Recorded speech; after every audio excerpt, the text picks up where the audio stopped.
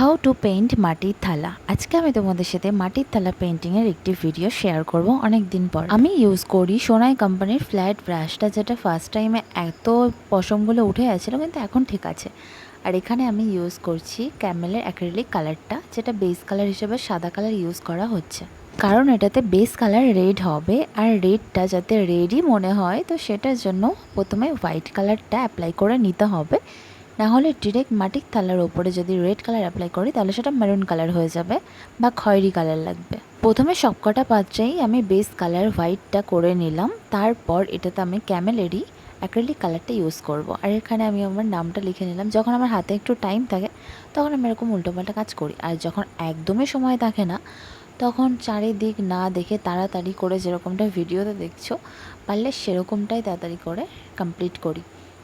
Part 2তে আমি তোমাদের সাথে মাটির থালা ডিজাইনের একটি ভিডিও শেয়ার করব।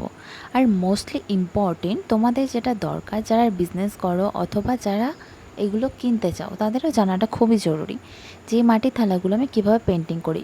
লং ভিডিও তো অলরেডি দুটো করা আছে, তোমরা যদি চাও শর্টসের মাধ্যমে সেটা শেয়ার করি তাহলে অনেক অনেক কমেন্টসে ভরিয়ে দাও। আমি প্রায় 1 বছরের বেশি সময় ধরেই অনলাইনে মাটির জিনিসগুলো ডেলিভারি দিয়ে থাকি। কি প্রবলেম হয়েছে বা হয়নি বা কিভাবে দিলে প্রবলেম হবে না, সেগুলো আমি তোমাদের সাথে শেয়ার করব। আর এটা পুরোটাই আমার নিজের এক্সপিরিয়েন্স। তাহলে মাটির থালা প্যাকিংয়ের ভিডিও দেখার জন্য তাড়াতাড়ি করে কমেন্টে জানিয়ে ফেলো। টাটা।